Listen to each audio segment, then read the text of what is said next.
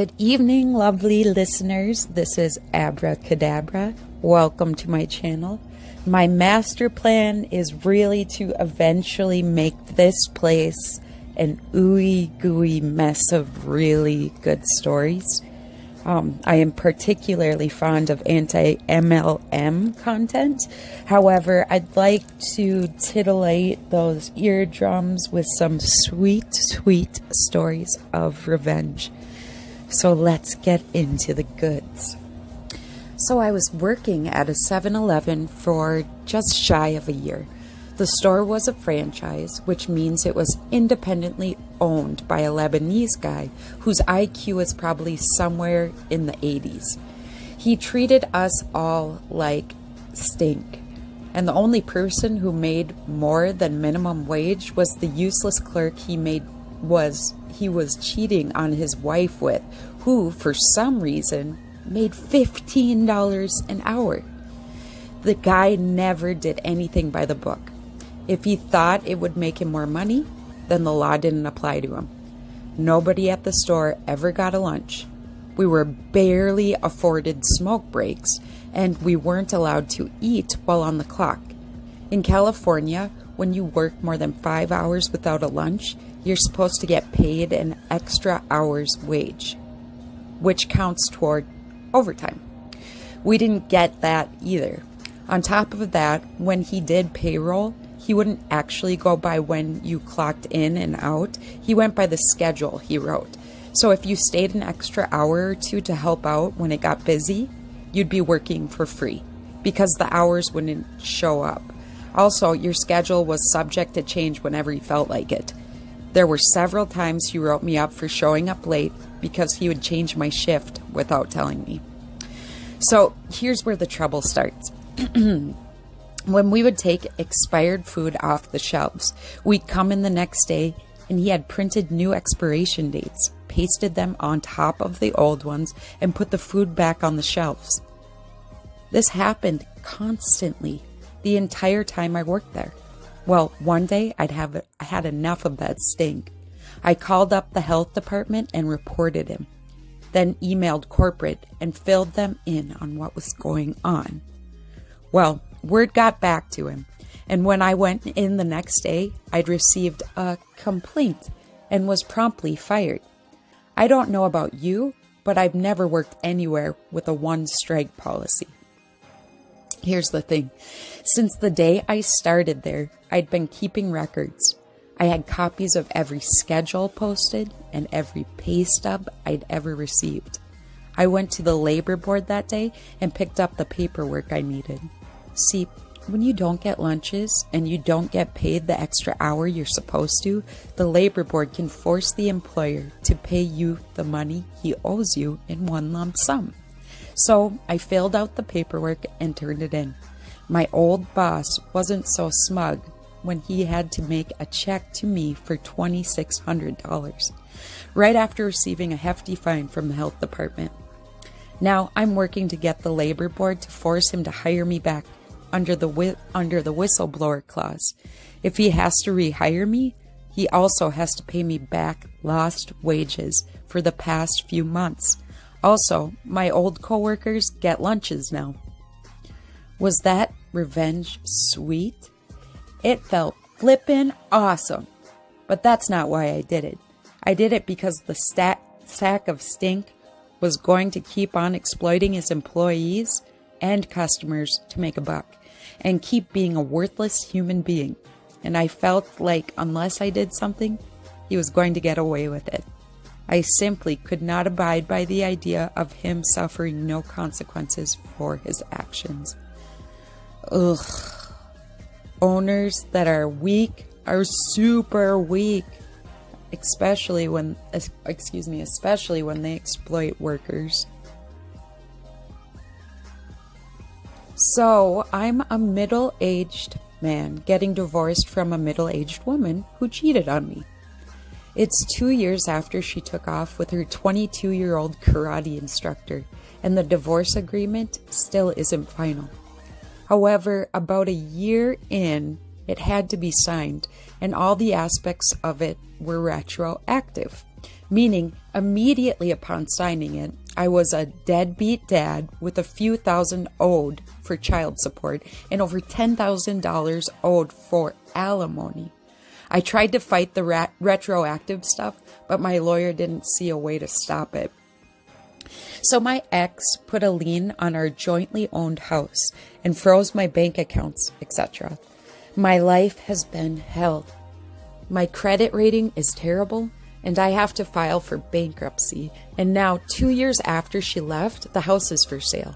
It's a short sale, so the banks are freaking out over every penny. They worry about how much they'll lose, and when they heard that a lien was in place, they realized they'd lose even more because the lien had to be paid and it comes out of their share. My ex is now freaking out too because the banks didn't accept an offer. They wanted more money. My ex sent an email to her lawyer in mine, but not to me, stating that I was holding up the sale because of the lien. She demanded that my lawyer undertake some legal process to have the lien removed. I got the delicious opportunity to tell her that I liked having the lien there. If the house sells, my back owed money is paid off. And if it doesn't sell, well, I have to declare bankruptcy anyway, so it doesn't matter. She is now going nuts in email, lashing out at everyone. Ex-wife is freaking out because the house won't sell due to a lien she put on the house to try to bully me. Ain't that karma? Ooh, let's see. Dig in a little bit deeper and see if we've got any juicy stuff. Let's see. It's your ex. I shall counteract her wicked ways. All right, here we go. This is about a kindergarten, it looks like. Exciting. I remember in kindergarten during free time, I always played with the Play-Doh and made small cars and snowmen. Because I was the only Asian kid in my class in this white/Mexi community, I got picked less often than the fat kid. Anyway, I had a bully named Colin Duncan. Him and his friends would always smash my creations by getting my attention and smashing it with their hands. I cried and went to the teacher, but they would always play it off as an accident. One day I decided to stick a toothpick upright in a tree I made, and next thing you know, the toothpick was stuck in Colin's hand. I was sent to the principal's office and changed classrooms. Also, bully pierces himself with a toothpick. I hid in a Play-Doh. Edit. I'm sorry to say, but I don't remember why I got sent to the principal's office. What I remember in pieces is my parents coming from work to pick me up, Colin crying uncontrollably, and a freaked out teacher and school secretaries giving me dirty looks. A similar story. I was in a kind of daycare place where I did all but fit in. I, for the most part, played with the very large collection of various colored Play-Dohs that were strewn about the playroom. There was one young lad who had the habit of destroying my creations. I was too scared to tell anyone because I didn't want to be labeled as that kid.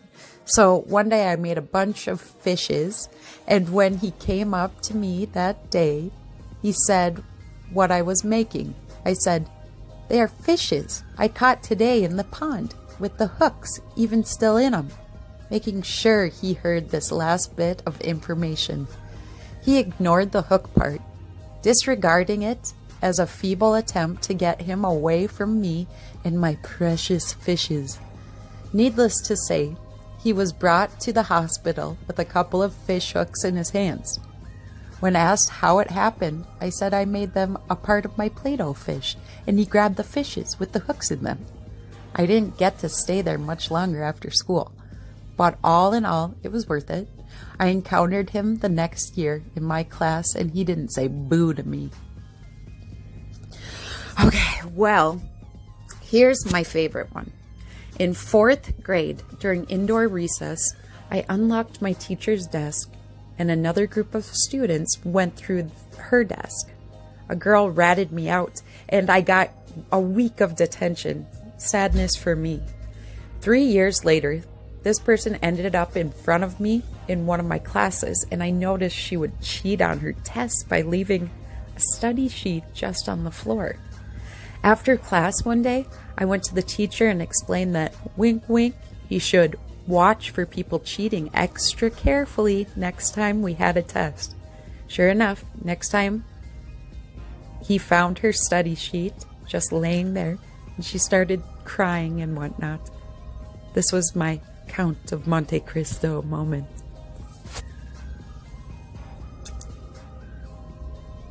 That reminds me of a good one back in high school.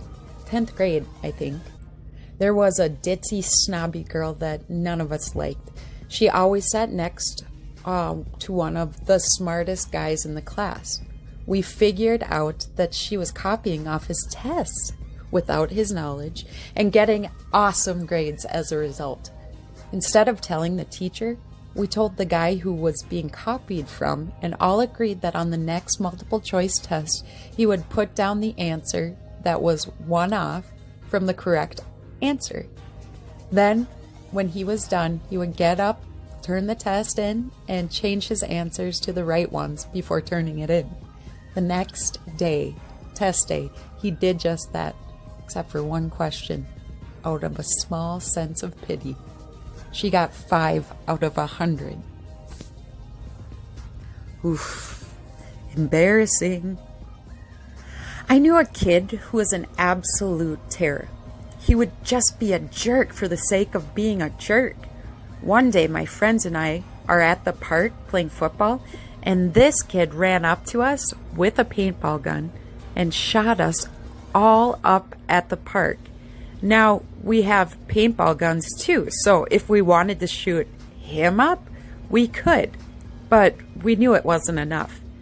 This time, this kid went too far. Since he lives near us, we know his family quite well and know that his mom is crazy controlling and mean as heck. We also knew for a fact that he did not have a paintball gun before, so he must have finally convinced his mom that he would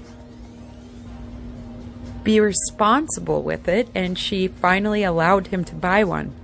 Well, we took all of our paintball guns and shot up every house on his block except for his. His house is within viewing distance of the park where we play football, so we all got to watch and laugh as his dad was outside, slamming his guns against the street and apologizing to the neighbors. He was crying like a baby, and it was glorious. I know this sounds mean, but if you knew this kid, you would know how badly he deserves it. He broke my go-kart once. Oh, that's so rude. I'm sure that kid had tons of friends.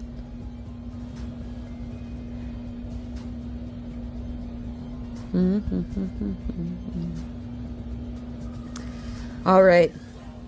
It looks like we've got a Santa Claus story. You start by somehow transferring poop into a Ziploc bag. If you own a dog, this may already be a part of your daily routine. Safety first. Flatten the contents of the bag as much as you can. This is the limiting step in your revenge possibility. So really try to ensure as thin of a poop patty as possible.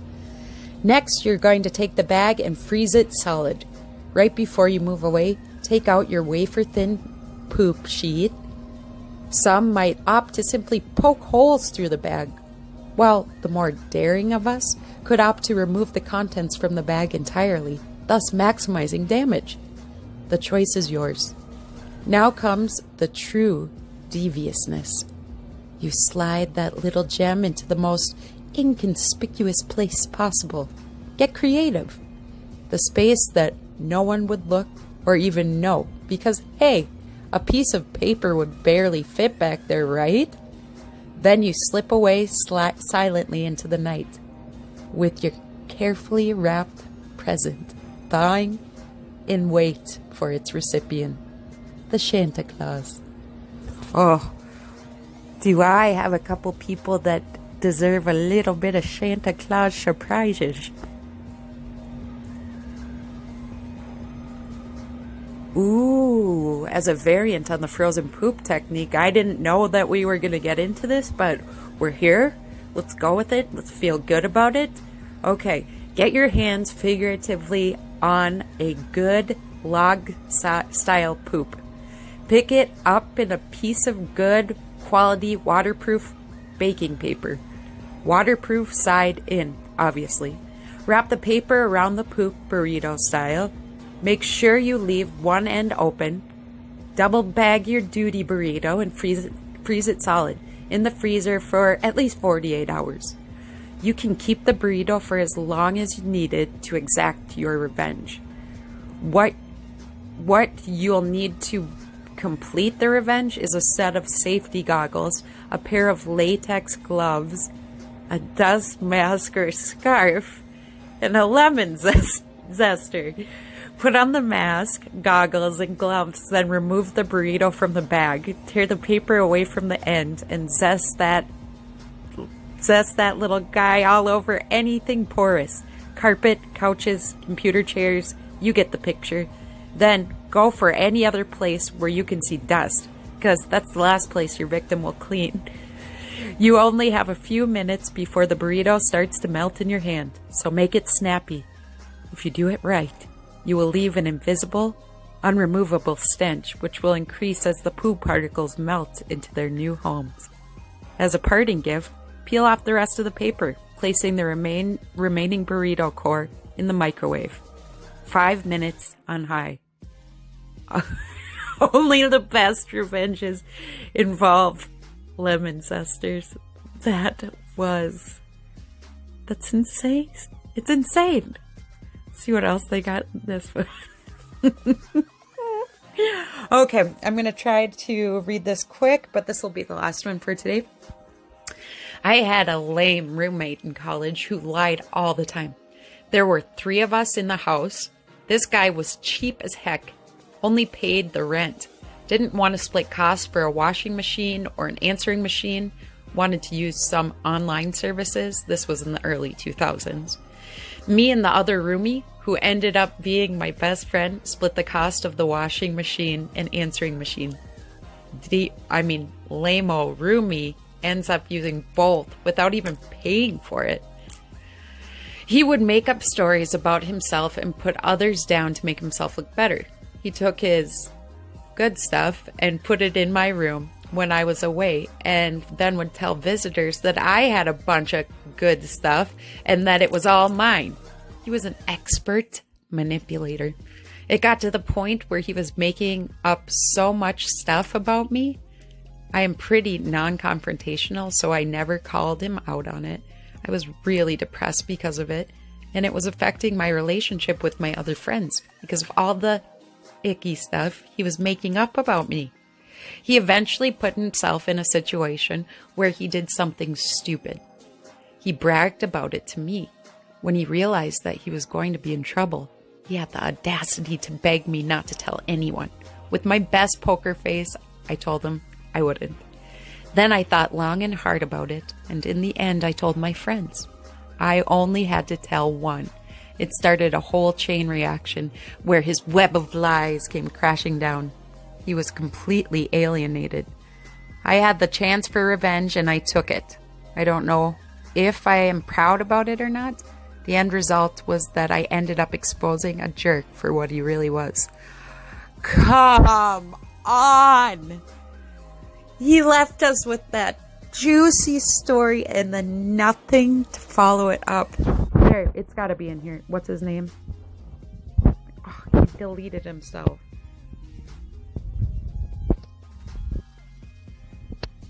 There's a lot of gay talk in here. But I don't know why that would be bad. But maybe it's a story. Okay. Well, disappointing to end on that very, very juicy note. But maybe we can take it and end it by ourselves.